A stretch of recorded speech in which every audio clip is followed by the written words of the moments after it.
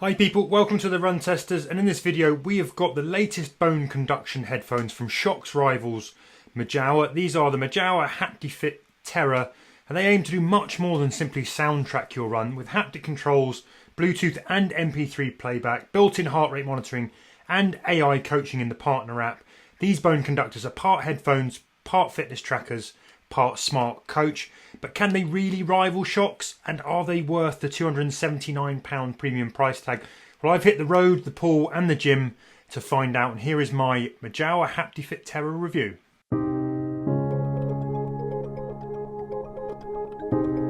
First up, design then, and like the Shokz Open Swim Pro, the Mojawa HaptiFit TERRA features MP3 and Bluetooth playback with built-in storage for up to 8,000 tracks, that's 32 gigs. That's the same as the Open Swim Pro. They follow the familiar bone conduction blueprint. You've got these vibrating transducer pads here.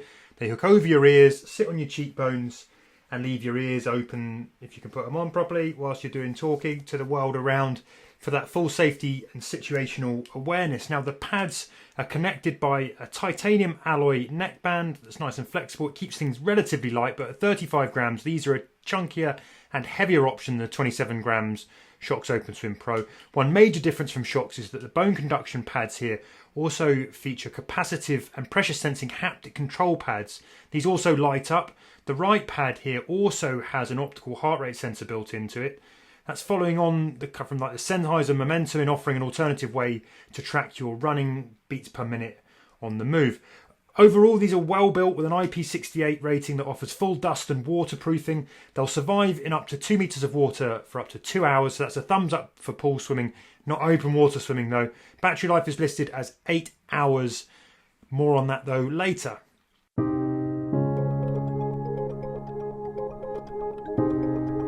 Now, when it comes to the run test, I found them comfortable to wear even for extended workouts for up to 2 hours. They fit well with good security from the ear hooks. However, like all bone conductors, there is some bounce if you start doing things like jumping off boxes and doing more dynamic drills in the gym. The neckband design also isn't great if you're going to do bench work in the gym. It's part of my strength training that I do, and it does kind of hit on the back of the bench, so that can consider. The two sets of controls are less convincing as well. There are 3D pressure sensitive haptic controls on the left pad and tap controls on the side unit of the neckband. The combination of firm and light presses and holds takes some learning, and the techniques for sort of changing the volume up and down are really very fiddly.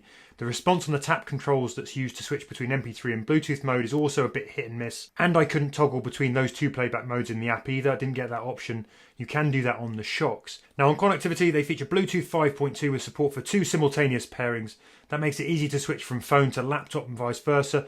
Though I found in Bluetooth mode, they occasionally dropped connection during my runs. They came back, and it wasn't really that often, but often enough to be a little frustrating. Now, as I mentioned, there's 32 gigabytes of music storage on here, enough for around about 8,000 songs. Getting your music onto the headphones is done by drag and drop, though you'll need to own music files in the first place to do it. And like the Shokz Open Swim Pro, you're going to have to connect these to a laptop to make that possible. Helpfully, unlike the Shokz, the cable here, though, is Mac compatible. But as we said with the Shokz, it's a big omission that there's no way to add and manage music from your phone. Sadly, also like the Shokz, the HaptiFit TERRA's built-in music player also lacks any kind of playlist management. You're essentially just dumping a whole big load of tracks into one big list. Though there is a shuffle and loop mode on here, which is one step on from what you'll get on the Shokz Open Swim Pro.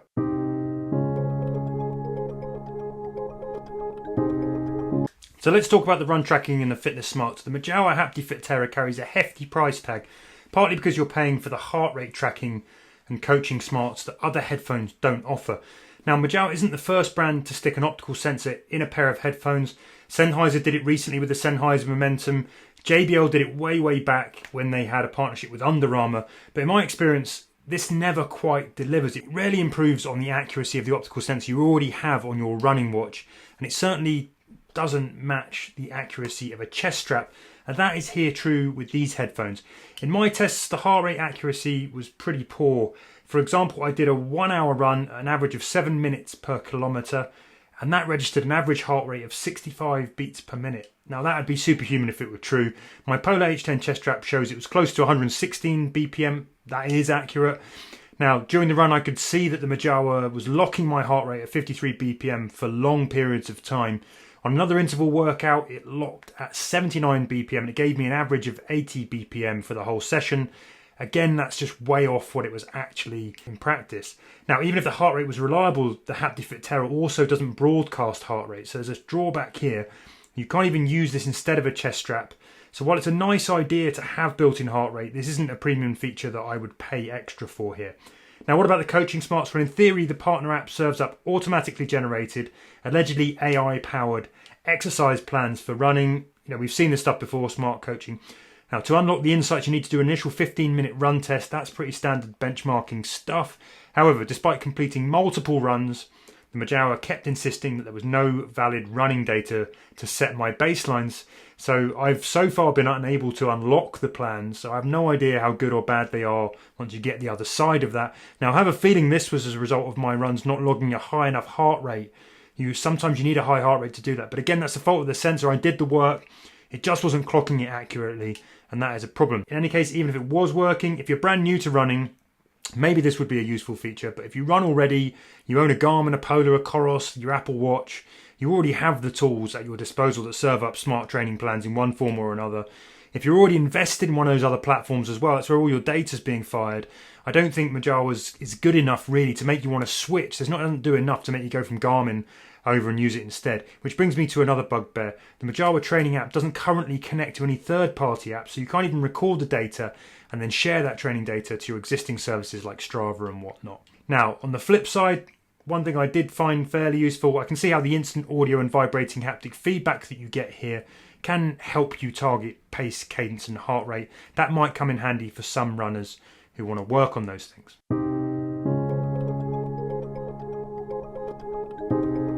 Now, I said it with the Shokz Open Swim Pro, you don't buy bone conduction headphones for the very best sound quality, and generally, in and out of the water, the Mojawa HaptiFit TERRA serve up standard audio performance for bone conductors. Overall, it's a bit thin, it's a bit lightweight, it's lacking the bass and that big top volume that you'll get to rival regular in-ear buds. It's probably not as good as well overall as the Shokz Open Swim Pro quality. Now, there are 4 different sound modes: balanced, swim, vocal and enhanced. There's not much to choose between those out of the water, I don't think, in how they sound. The enhanced mode is the biggest difference. It really boosts the volume, but in noisier situations like running by a busy road, my music was easily drowned out. Increasing the volume to top whack also caused a bit more cheekbone vibration than I found with the Shokz Open Swim Pro. In the water, I had real struggles with these. In MP3 mode, the audio just kept cutting out every time I pushed off with my head in the water, almost as though the water was triggering the haptic controls, which they shouldn't do in that mode. Now, I didn't get a single lap of a 25-meter pull with full audio.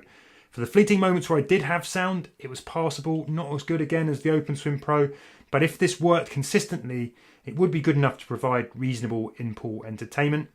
It just flaked out for me more often than I really was able to find it useful.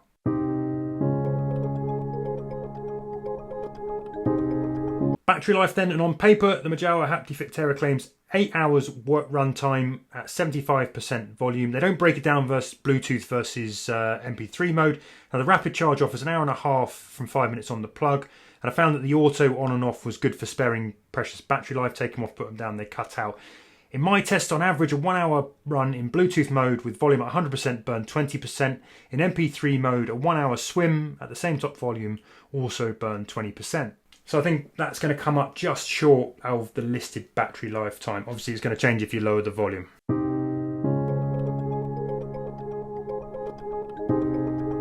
Verdict then, and for me, the Mojawa HaptiFit TERRA is a classic case of an ambitious product that's trying to do too much, and unfortunately it's missing the mark on some of those major things. The tracking and coaching features look exciting on paper, and some newer runners might be drawn to the promise of a multi-purpose tracking, training and music tool all in one, but unfortunately those features don't really work well enough to be genuinely useful.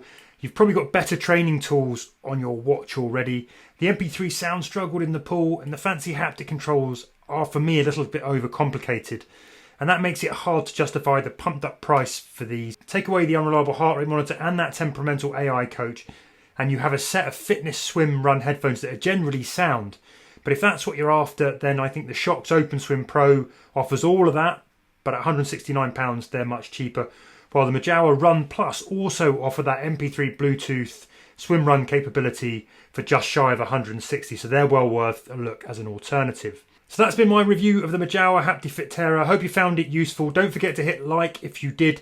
Maybe share this vid with other runners who might find it informative. And of course, hit subscribe if you've not already subscribed to the channel. That'll let you know when more videos are landing. If you're looking for alternatives, I'm popping the Shokz Open Swim Pro review up on screen now. Get stuck into that. Otherwise, as ever, thanks very much for stopping by, and we hope to see you again soon on the Run Testers. Happy running, people.